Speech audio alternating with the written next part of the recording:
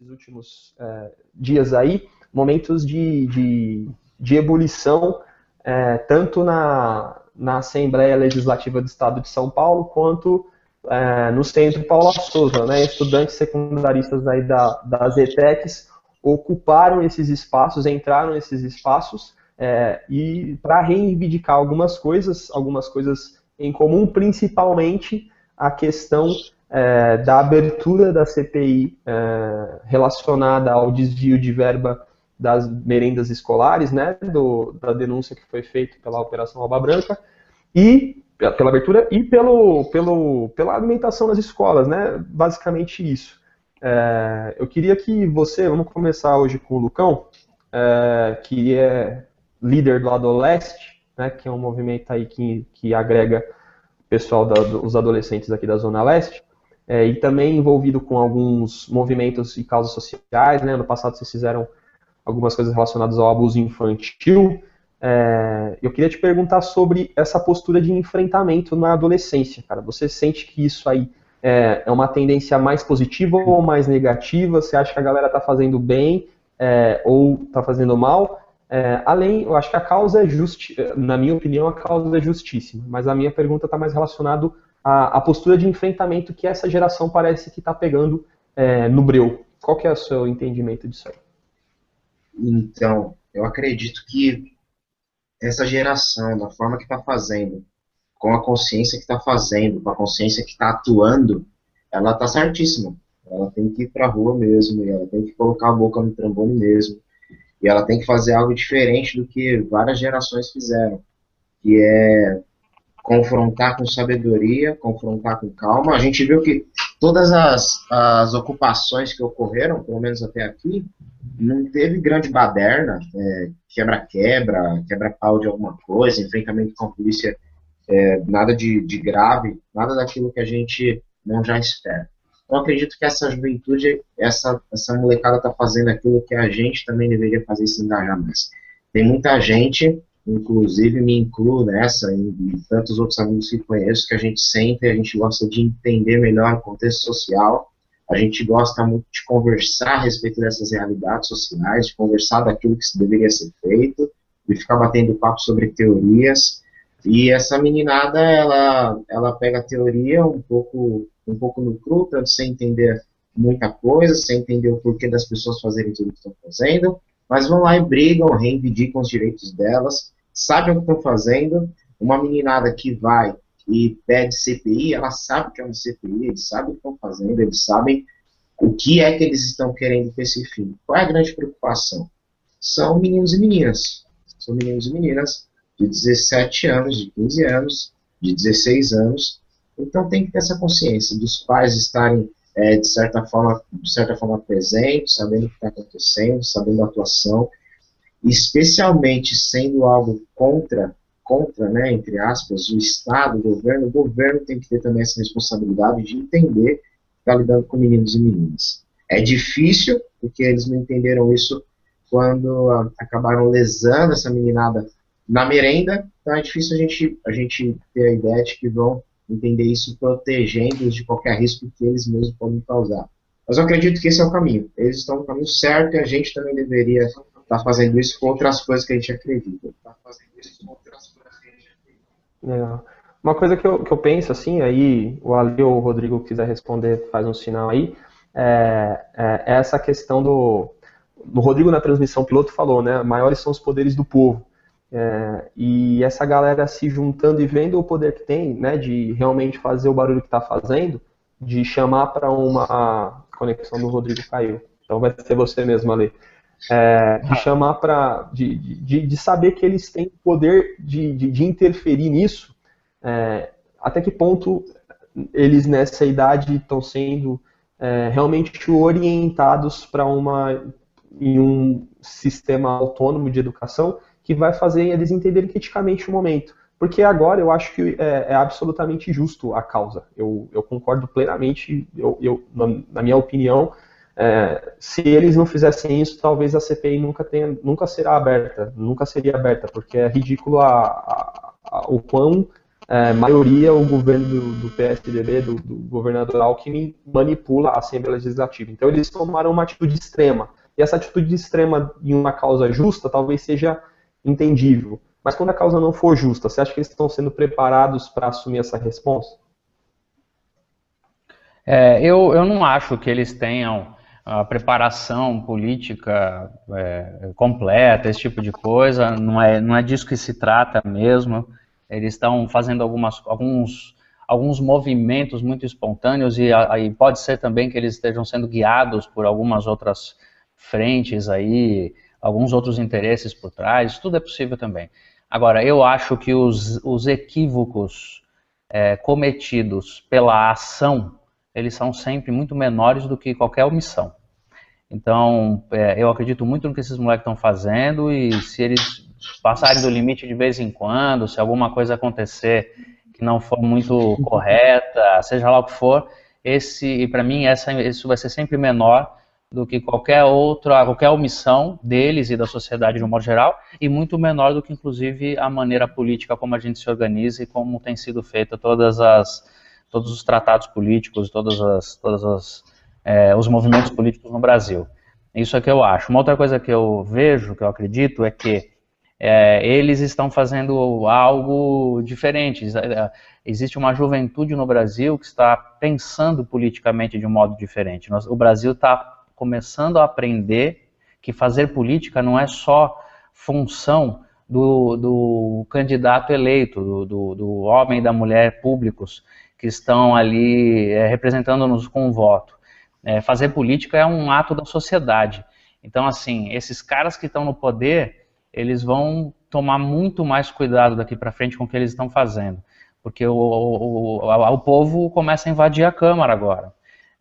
Existem movimentos civis que, como por exemplo os 10 medidas contra a corrupção, que foi distribuído aí pelo país no ano passado e que entra como força de projeto de lei na Câmara dos Deputados hoje. Então, há um movimento civil, um movimento público, político, muito interessante acontecendo no Brasil. E para mim isso tudo é muito válido. A história vai mostrar que esses garotos fizeram o que tinham que fazer. Eu concordo absolutamente em gênero, número e grau.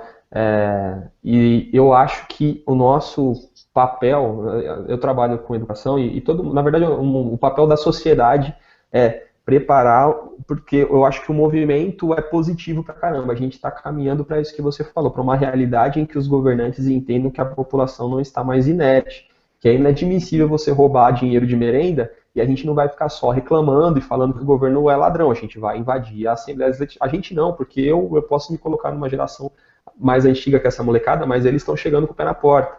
E eu acho que a responsabilidade que a gente tem enquanto sociedade é orientar essa geração para que eles realmente entendam esse poder, né? Aquele versículo do Spider-Man, grandes poderes vêm junto com grandes responsabilidades.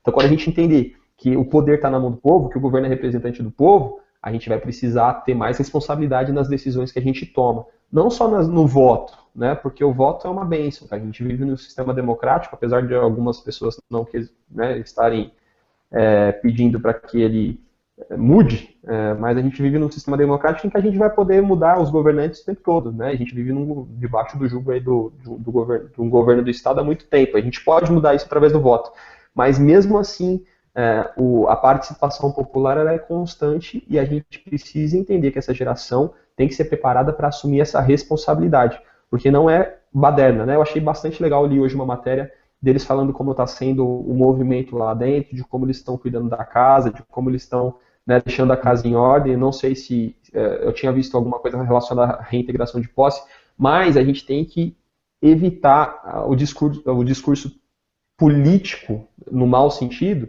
Ele tem que ser politizado. As crianças, os adolescentes, nós temos que entender, eu acho que a gente está caminhando para isso muito bem, que é papel nosso essa atuação constante no governo, não só reclamando em rede social, mas às vezes precisando dar com o pé na porta. Eu acho isso bacana.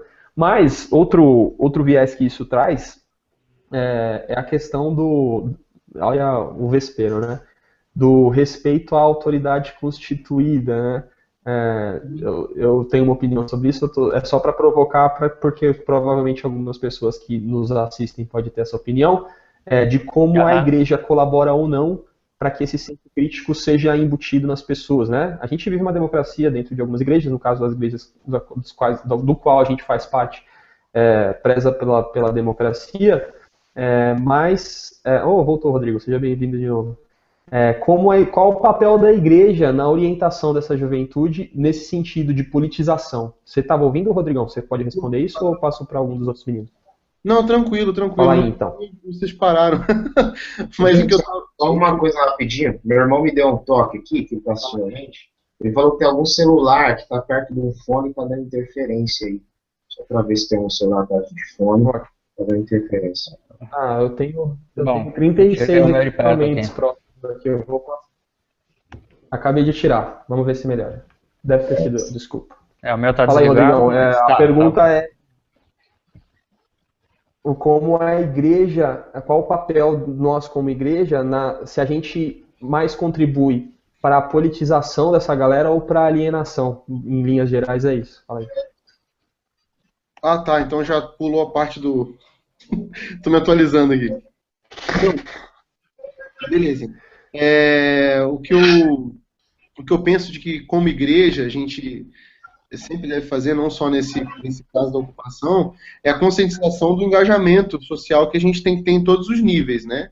Eu acho que, por exemplo, toda força que se levanta, que nunca houve na história, ou se já houve, nunca foi esquecida por conta da nossa omissão política, social, eu acho que como igreja a gente deve estar preparado a saber responder o que a sociedade tem sofrido, né?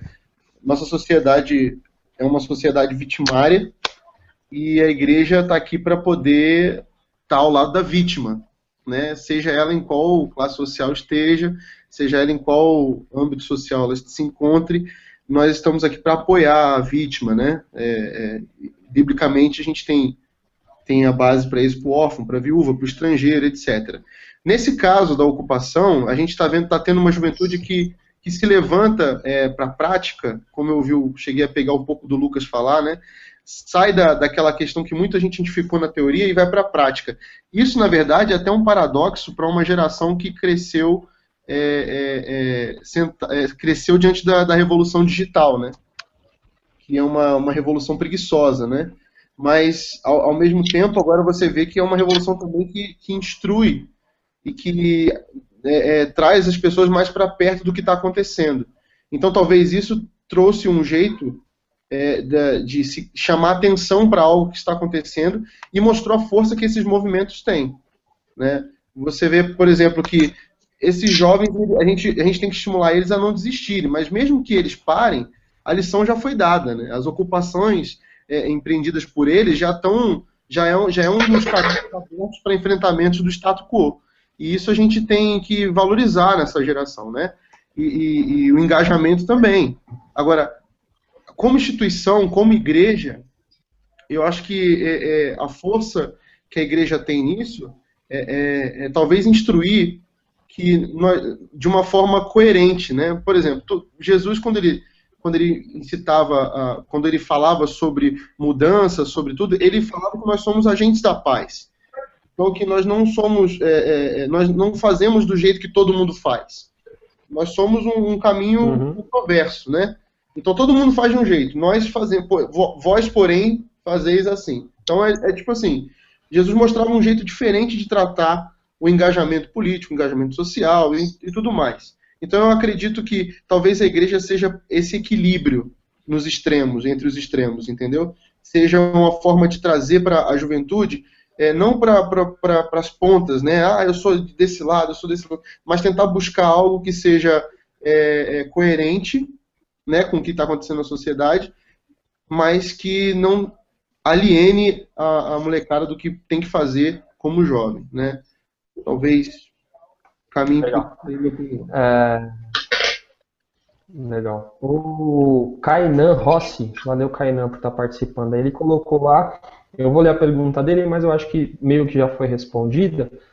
Se na nossa opinião, se essa nova geração está caindo em um emburrecimento social.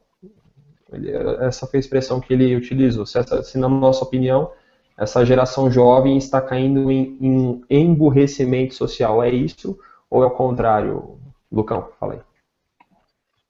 Não, na verdade, não estava vendo um emburrecimento social, não. Essa meninada, ela tem buscado, acredito que mais do, por exemplo, eu na minha adolescência, eu não queria saber muito de política, não. Era dificilmente, 16, 17 anos, eu estava envolvido com algo desse tipo. Tava jogando bola, tava em cima da laje, tava pirando pipa. Essa meninada tem se importado mais com isso. Então não é um emburrecimento, mas eu acredito que essa geração de informação que vem de todos os lados, com o crescimento e o alcance da rede social, eu sou formador de opinião, assim como um menino de 13 anos, 14, 15 anos está postando algo e está formando opinião. E se tem uma galera que acha que o menino tem uma opinião forte, vai seguir esse menino. E tem outra pessoa de 30 anos que tem opiniões contrárias a minhas, certas ou erradas, ruins ou boas, talvez mal intencionadas, está formando opinião também. Então, eu acredito que não é um emburrecimento, porque eles estão buscando informação de alguma forma, mas eu acredito que a informação em si, ela está chegando muito deturpada.